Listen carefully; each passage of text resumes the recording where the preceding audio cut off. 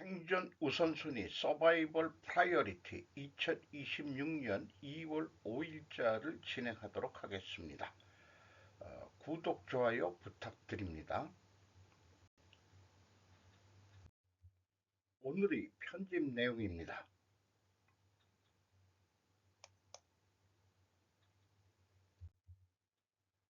아시아에서 사라지는 미국, 중국의 위압에 침묵하고 동맹국을 저버리는 트럼프가 부르는 중국 소리.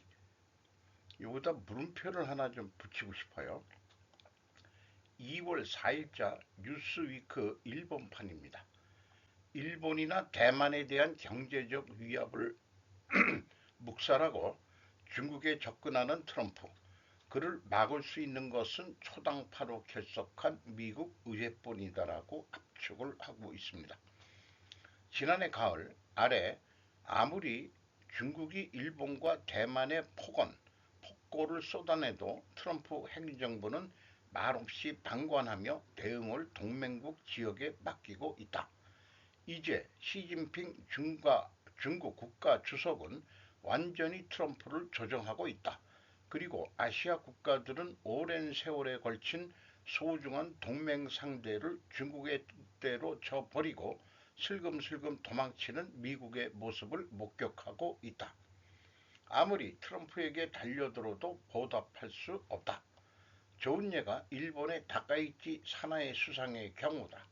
트럼프의 첫 대면 정상회담 작년 10월 말은 두말할 것도 없이 대성공이었다. 도쿄의 맞이에 의기투합해 조선이나 주요 광물, 히토류 등의 분야에서 협력을 진행한다고 발표했다. 그런데 그로부터 얼마 지나지 않아 트럼프는 다카시를 소매로 삼았다. 싸게 팔아먹었다 이런 뜻이네요. 아니지. 소매니까 좀 어떻게 해석할지.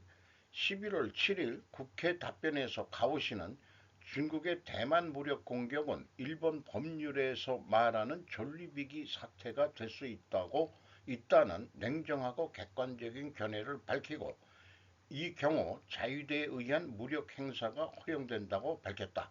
그러자 중국 정부는 매번 경로했다. 그때 미국 정부는 어떻게 움직였는가? 미동도 없었다. 그로부터 일주일 이상이 지나서야 트럼프 행정부는 비로소 이런 사태를 인지했다. 그리고 11월 24일에는 트럼프가 스과의 전화회담에 임했다. 중국 측은 그야말로 대만 문제의 사활적 중요성을 역설했다. 그러나 트럼프는 회담 후에 SNS 투고에서 일본이나 대만의 문제는 언급하지 않고 단지 미중 관계에는 지극히 강고하다라고 강조할 뿐이었다. 일본은 어디까지 버틸 수 있을까? 상기하면 중국은 집권 초기인 2013년 11월 일방적으로 동중국해 방공식별구역을 설정했다. 이틀 뒤에는 미군 B-52 폭격기 2대가 중국 당국의 사전 통보 없이 그 공역을 비행해 일본을 지지하는 모습을 눈에 띄게 드러냈다.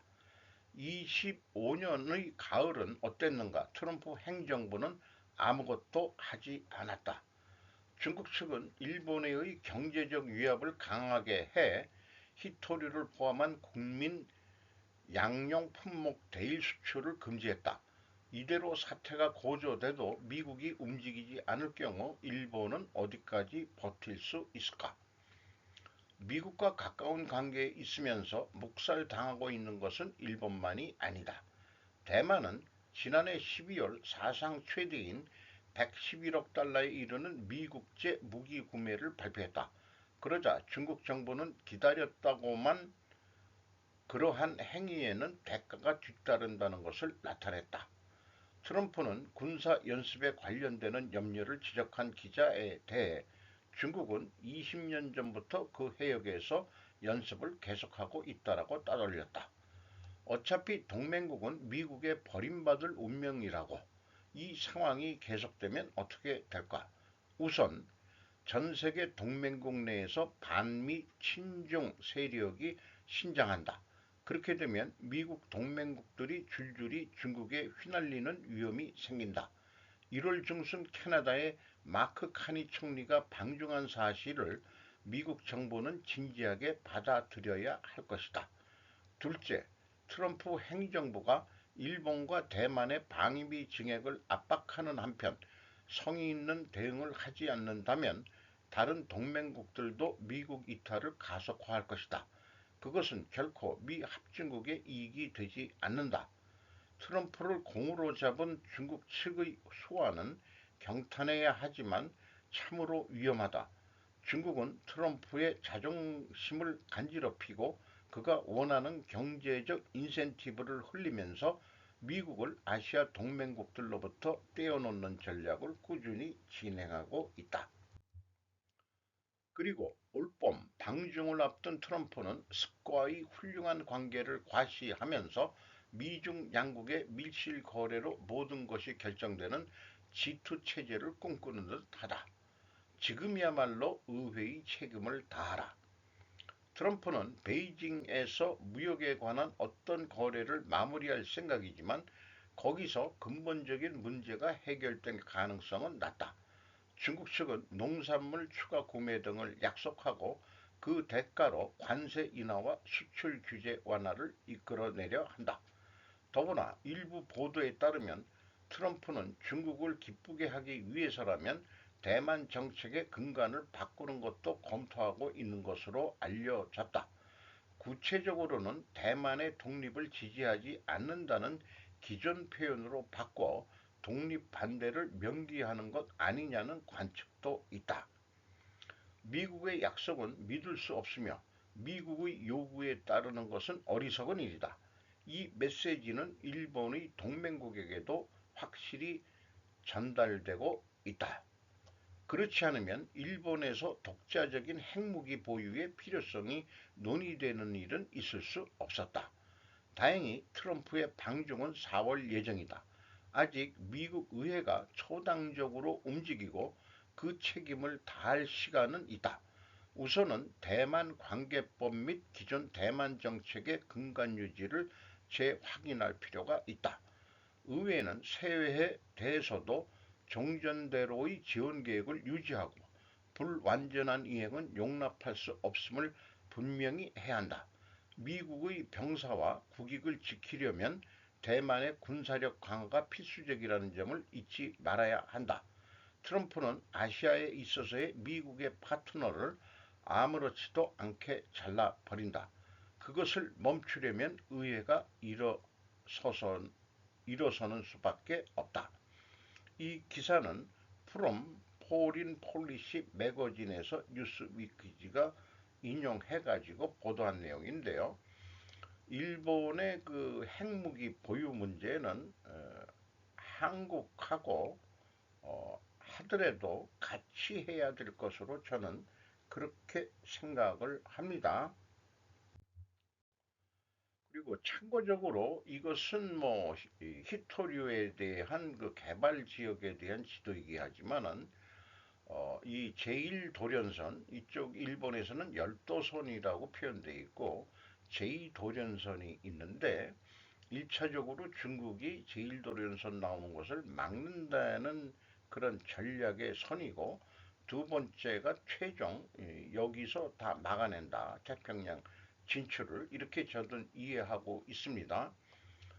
중국의 대만 침공 시 전쟁의 승패는 제1도련선과 제2도련선 사이에서의 전쟁 물자 공급 여부, 병창 관리 성공 여부에 따라 결정될 것이라고 예측하는 그런 기사도 있었습니다. 포린 폴리시 매거진이었습니다. 이런 견해도 어쨌든 제 견해를 말씀드리면은 트럼프의 행보로서 느껴지는 것은 석유 에너지가 중국으로 들어가는 것을 막으면서 미국은 중국을 압박하고 있다고 판단된다. 베네수엘라와 이란 석유 수출 압박 등이 그것이죠. 이것은 한국 석유화학 기업에는 기회일 수도 있다는 보도도 있었습니다. 직접 사냥개로 집계하는 것은 일본의 역할이고 그것은 함정이라고 본다면 C가 그 함정에 걸려들기를 바라고 있을지도 모르겠습니다. 그때 명분을 갖고 무력으로 한판 붙을 때일 것이다 라고 생각을 합니다. 그러니까 한판 붙기 전에 미리 서방고를 미 제국 주위로 확대를 해놓고 그 다음에 석유도 다 확보를 한 다음에 전쟁을 하려면은 석유를 끊으면 되는 거죠. 2차 대전이 일본이 망한 근본적인 이유는 미국이 석유를 끊었기 때문이라는 것은 역사가 입증을 하고 있습니다. 중국에 석유가 들어가는 것을 막아야 합니다. 러시아가 계속 줄래는지 모르죠. 러시아에서 인도로 가는 것도 저기 트럼프는 막으려고 그러고 자기네들 석유를 사달라고 강요를 하고 있죠. 그러니까 중국이 미국의 석유를 의존하게 되는 것을 만들게 된다면은 약점을 확실히 잡을 것입니다. 그렇게 저는 생각합니다.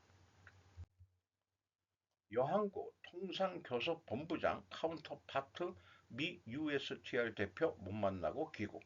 이주영 조선비즈 2월 4일 미국의 한국 관세 인상 위협에 대응하기 위해 지난달 30일 방미한 여항구 산업통상부 통상교섭본부장이 카운터파트인 제이미슨 그리어 미국 무역대표부 대표를 만나지 못한 채 귀국길에 올랐다. 본부장은 4일 미국 정부와의 협의 일정을 마무리한 뒤 워싱턴 DC 유니온역에서 취재진과 만나 USTR 부대표와 만나 대미 투자 비관세 부분에서 한국의 약속 이행 의지가 있다고 설명했다고 말했다. 그는 미국 측이 우리의 시스템이 자신들과 다른 부분을 이해 못한 부분이 있는데 앞으로도 아웃리치 대미 접촉을 계속해야 할 것으로 보인다고 말했다.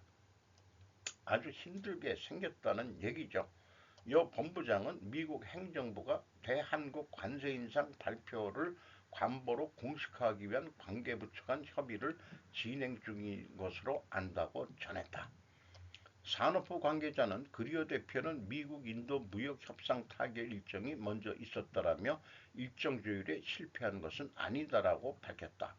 이 무슨 개똥딴지 같은 얘기인지 모르지만은 일국의 통상 본부장이 무역 대표부 대표를 못 맡다는 것은 완전히 지금 무시를 하고 있다는 얘기죠. 어, 우리가 그 뭐 에이펙 회의나 뭐 이런 등등으로 해서 11월 그이 조인트 팩트인가요? 팩트 조인트 시트를 작성한 걸 가지고도 뭐 대단한 성공이다 어쩌고 저쩌고 하더니 다시 쳐버리니까 아주 죽을 맛일 겁니다. 그 관료들이. 그래서 그 유발 하라리의 용어를 좀 인용을 합니다. 인간들이란 게 왜 우리나라 언론은 거짓과 조작을 이렇게 하는 느낌을 받게 되는지 모르겠습니다. 통상 외교라인 모두 빈손, 미국 25% 관세 초읽기 2월 4일 여항구 미 관보 개제 준비 중 조현 루비오 만남도 소득 없어. 도널드 트럼프 미국 대통령이 예고한 한국산 제품 관세율 인상이 현실화할 것이라는 우려가 커지고 있다. 산업통상외교수장이 연이어 미국을 방문해 대미 투자 이행 의지를 전달했지만 미국 측의 불만을 누그러뜨리지 못하면서이다. 조현 외교부 장관도 이날 워싱턴 DC에서 마코 루비오 미국 국무장관과 한미 외교장관 회담을 했지만 관세 재인상과 관련해서는 별다른 논의를 하지 못한 것으로 알려졌다. 트럼프 대통령은 지난달 26일 한국 국회가 대미 투자 특별법을 처리하지 않고 있다며 한국 제품 관세를 15%에서 25%로 인상하겠다고 밝혔다. 투자 이행하겠다는 한국, 못 믿겠다는 미국, 돌파구 못 찾는 관세 협상, 외교 통상 라인 풀가동도 안 먹혀 입법 지연을 핑계로 보는 미국. 여기서 우리 이잼 대통령이 허구날 생방을 하면서 국무회의 이 생방을 하고 있는데 그만 좀 했으면 좋겠어요.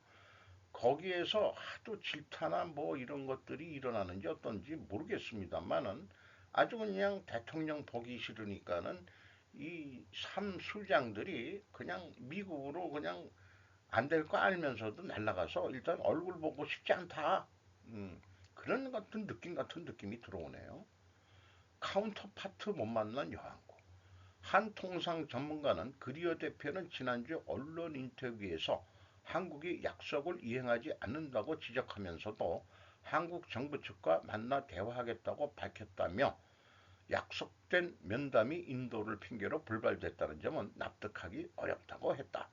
의도적으로 만남을 피했을 수도 있다는 것이다. 누적된 불신으로부터 누그러뜨려야 미국은 대미투자특별법의 입법 지연이 이번 사태의 원인이라고 강조해 왔다. 하지만 국회에서는 통과 의지를 밝힌 뒤에도 25% 관세는 거두지 않고 있다. 일부 통상 전문가는 미국이 이처럼 완고한 이유로 지난해 11월 한미 정상회담 조인트 팩트시트 공동 성명 자료 발표 이후 정부가 미국 측과의 소통에 너무 소홀했던 점을 꼽았다. 미국 측은 관세 인하 약속을 지켰지만 한국은 상임위 상정조차 안 된 상황이 길게 이어졌고 이후 우리 시스템이 미국과 다르다거나 국회 일정 탓에 지연됐다는 해명은 미국 측의 시간 끌기로 보였을 것이라는 지적이다. 비관세 장벽도 문제다. 한미 팩트 십대에는 관세 인하 대가로 양국이 한미 FTA 공동위원회를 통해 농업, 검역, 디지털 지식 재산권, 노동 문제를 해결한다고 명시했다. 최석영 법무법인 광장 국제통상연구원장은 이번 사태는 미국의 갑작스러운 목리가 아니라 누적된 불신 때문이라며 특히 비관세 장벽은 상당 부분 법 개정이 수반되는 약속들이라 해결 자체가 쉽지 않다고 했다. 허정 서강대 경제학부 교수는 행정부가 입법부 탓을 돌리지 말고 불확실성을 제거하는 것을 최우선 목표로 구체적 제안을 해야 한다며 실제 관세가 부과되면 이미 대기업이 대미 투자에 들어간 상황에서 자동차 업종부터 국내 후방 산업에 엄청난 충격이 올 것이라고 우려했다.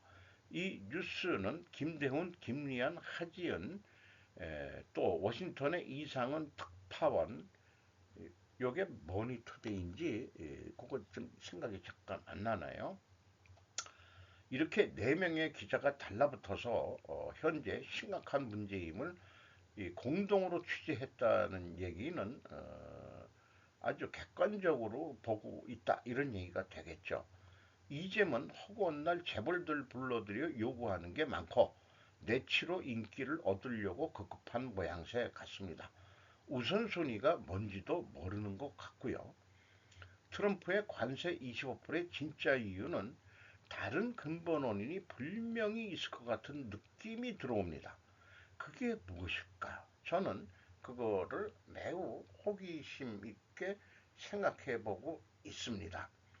우리나라 행정부와 거대 여당이 됐는데 국회하고 지금 행정부가 뭔가 세력적으로 삐깍거리고 있다는 느낌도 들어오고 있습니다. 구 통일교에 대한 해상명령 여부 도쿄고법 3월 4일 판단 2월 4일 야스모토 구미코가 마이니치 신문입니다. 세계평화통일가정연합 옛 통일교회에 대한 문무과학성의 해산명령 청구를 둘러싸고 도쿄 고법이 3월 4일 해산 여부를 판단하는 결정을 내릴 것이라는 사실이 관계자들의 취재로 밝혀졌다. 교단으로서의 해산을 명령한 2025년 3월에 도쿄 지방법원 결정이 지지되면 교단이 불복을 제기해도 대법원의 판단을 기다리지 않고 법원이 선택한 청산인에 의한 교단 재산의 청산 절차가 시작된다. 교단 측은 지방법원 결정에 불복해 즉시 항고했다. 그 후에 헌금의 환불을 요구하는 원신자 등과의 사이에 조정 성립을 진행시키고 있는 것 등을 이유로 결정은 잘못이라고 해서 취소를 요구하고 있다. 지방법원 결정은 교단의 신자가 1980년대부터 전국적으로 불법 행위에 해당하는 헌금 권유를 해 유례 없는 방대한 규모의 피해가 생기고 있었다고 지적. 09년에 교단이 위법한 헌금 권유 방지를 위한 컴플라이언스 선언을 낸 후도 피해는 계속되고 있어 헌금 권유는 악질이고 중대, 해산은 필요하고 어쩔 수 없다고 판단했다. 해산 명령 청구는 통상의 소송과 다른 비송 사건 때문에 법률에 근거해 심리는 모두 비공개로 실시되고 있어 2025년 11월에 고등법원에서의 심리는 종결을 하고 있었다. 3월 4일 날 판단이 나오네요. 한국 국내의 통일교는 어떻게 될까요? 시총 1000조 원 역사 쓴 삼성전자 중 텐센트 제치고 세계 15위 우뚝. 김지훈 머니투데이 시가총액이 1000조 원을 넘었답니다. 1000조국이 아니고 1000조 원을 넘었다. 2월 4일자로 지난해 연말과 비교해 한 달여 만에 기업 가치가 41%약 291조 원 급등하면서 중국 텐센트, 미국 비자 등을 시총 순위에서 제쳤다. 삼성전자는 코스피 시장에서 0.96% 오른 16만 9,100원에 마감했다. 이로써 삼성전자의 시가총액은 1,001조 원을 기록했다. 삼성전자가 단순 제조기업을 넘어 글로벌 자본시장에서 가치를 인정받았다는 의미로도 해석된다. 반도체 시장이 이른바 슈퍼사이클에 진입했다는 것이다. AI 붐으로 인한 HBM 고대역폭 메모리 수요 폭증이 범용 메모리 공급 부족을 야기하면서 시장이 삼성전자와 같은 공급자 우위로 완전히 넘어왔다는 관측이다. 요게 이제 어저께 또 재계 총수들 불러가지고 그만 좀 불러라 좀 음? 그런 생각이 나요. 대통령과 논쟁 벌인 죄 인천공항공사 사장 피소. 이현준 조선일보 2월 4일 직권남용 혐의 경찰 반부패 수사대가 수사. 이학재 인천국제공사 공항공사 사장 등 인천공항공사 임직원들이 인사권을 남용해 피해를 봤다는 취지의 고소장이 접수돼 경찰이 수사에 나섰다. 인천경찰청은 직권남용 권리행사 방해, 업무방해, 부정청탁 및 금품 등 수수의 금지에 관한 법률 위반 등 혐의로 고소된 이학재 인천국제공항공사 사장 등 공사 임직원 5명을 반부패 경제범죄 수사대에서 수사한다고 4일 밝혔다. 인천공항공사 항공교육원 수석 전임교수 2명은 앞서 지난달 20일 이학재 사장 등이 인사권을 남용해 자신들의 공사 부서장 보직을 박탈했다며 인천중부경찰서에 고소장을 접수했다. 경찰은 청탕급지법 위반 혐의가 적시된 점 등을 고려해 사건을 반부패 수사대로 이첩했다. 여기서 제가 알고 있는 거를 좀 표현해 보면은 PMB라는 게 폴리시 메저먼트 비헤이버인데 사람은 평가받는 대로 행동합니다. 봉숭아 학당 비유 생방송 국무회의라는 것도 있었죠. 커뮤니케이션 이론에서 말하는 관찰자 효과는 이 변화를 설명하는 핵심 개념이다. 관찰되고 있다는 인식만으로도 사람의 행동과 발언은 달라진다고 합니다. 사회학자 어빙 고프만이 말한 인상관리가 작동하는 순간 발언자는 상대를 설득하기보다 시선을 의식한다.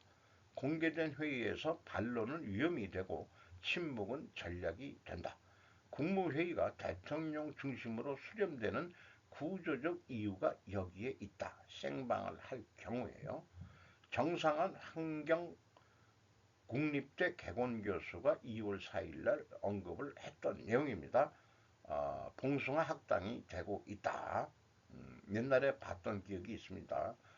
그 회장 앞에 다들 충성 발언이나 하고 그러고 있는 게 기억이 나네요. 국무회의 생방 그만해라. 많이 묻다 아이가. 이런 얘기를 좀 하고 싶네요. 한전 빚 갚으려다 보니 발전 자회사 3곳, 효자 호주 탄광 지분 매각, 이미나 조선비즈 2월 4일, 고품질 유연탄 광산 매년 배당 수십억 원, 한국전력의 발전자회사 3곳이 매년 수십억 원의 배당금이 나왔던 호주의 석탄 광산 지분을 전량 매각한 것으로 확인됐다. 한국전력의 막대한 부채를 줄이는 데 기여하고 정부의 탈석탄 기조에 맞추기 위한 결정인 것으로 알려졌다. 4일 발전업계에 따르면 한국서부발전과 한국남부발전, 한국남동발전은 각각 1.25%씩 소유하고 있던 호주 물라벤 석탄 광산의 지분을 지난해 이 광산의 운영사인 얀콜에 전량 매각했다. 지분 1.2%의 가치는 281억 원으로 책정됐다. 다만 한전 자회사 내부에서는 이번 지분 매각에 대해 아쉽다는 목소리도 나온다. 한 발전사 관계자는 한전은 지난 2022년부터 부채 감축을 위해 발전 자회사들의 자산을 팔아 부채를 줄이는 방안을 추진해 왔다며 매년 꾸준한 고수익이 보장되는 알짜 자산까지 파는 것은 장기적인 측면에서 오히려 득보다 실이 될 수 있다고 말했다. 한전 측은 발전 자회사의 자산 매각과 한전의 부채 상환은 무관하다고 선을 그었다. 한전 관계자는 발전 자회사들은 자율과 책임 원칙에 따라 독립 경영이 이루어지고 있으며 한전은 자회사 자산 매각에 관여하지 않는다고 답변했다. 이것도 거짓과 조작. 인간이 원래 그렇다네요. 이 사진은 그 호주 물라벤 석탄광산의 그 홈페이지에서 했다는 건데 지금 이게 덤프트럭이 여기 사람이 서 있으면은 이 덤프트럭 바퀴가 사람보다 그 키가 큽니다. 그러니까 이 엑스카베이터 크기가 얼마나 큰지 어떻게 생각하면 호주는 참 축복받은 나라인데 노천광산에서 그냥 캐버리는 거예요. 부럽습니다. 아무리 석유가 있고 하더라도 지금 발전소 돌리는 데는 중국이나 뭐 이런 데도 석탄이 50%가 아직도 넘는다고 그러죠. 석탄은 아직까지 필요하다. 오늘도 좋은 하루 되시기 바랍니다.